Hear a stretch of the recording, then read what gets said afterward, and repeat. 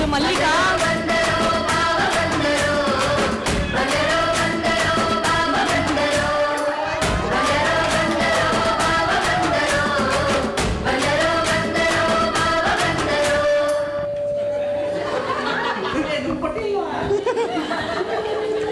ರವಿ ಅಣ್ಣ ಕಾರ್ಯಕ್ರಮ ಮುಗಿದ್ಮೇಲೆ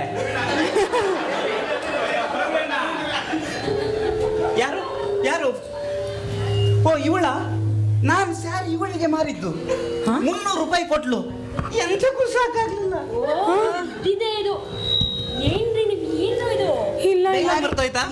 ಯಾರಿ ಅದು? ಯಾರಿ ಕಾಟನ್ ಕ್ಯಾಂಡಿ? ಯಾರಿ ಅದು?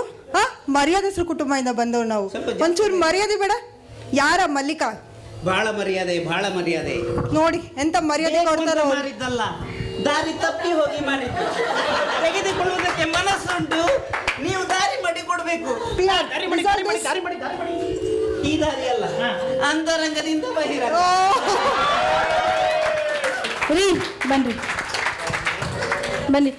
ಹೇಳಿ ರವ್ಯಾ, ನಿಮ್ಮನೇಲೇ ಸಮಸ್ಯೆ ಇಟ್ಕೊಂಡು ನಿಮ್ಮನೇಲೇ ಪ್ರಾಬ್ಲಮ್ಗೂ ಸೊಲ್ಯೂಷನ್ ಇಟ್ಕೊಂಡು ಇಲ್ಲಿವರೆಗೂ ಬಂದಿರಲಿ. ನಮ್ಮ ಟೈಮ್ ಯಾಕ್ರಿ ನೀವು ವೇಸ್ಟ್ ಮಾಡಿದ್ರಿ? ನೋಡಮ್ಮ ಕಾವ್ಯ, ಅನ್ಸರ್ಸ್ಕೊಂಡು ಹೋದ್ರೆ 1 ಸೀರೆ ಅಲ್ಲ 10 ಸೀರೆ ಕೊಡಿಸ್ತಾನಮ್ಮ ನಿನ್ ಗಂಡ. ಅಲ್ಲ, TRPಗೋಸ್ಕರ ಈ ಅಮ್ಮ ಶೈಲಜಾ ಇಂದ ಮಾಳವಿಕಾ ಕನ್ವರ್ಟ್ ಆಗ್ಬಿಟ್ಟು ಈಗ ಬುದ್ಧಿ ಮಾತಾಡಕ್ ಬರ್ತೀಯಾರಲ್ಲ.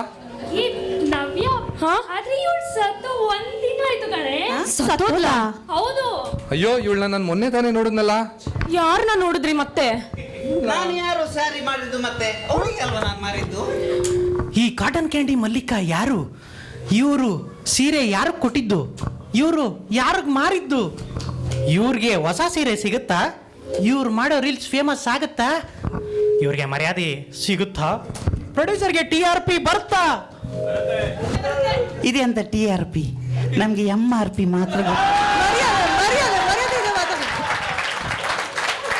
MRP ಅಲ್ಲ ಮಾರಾಯರೆ, TRP.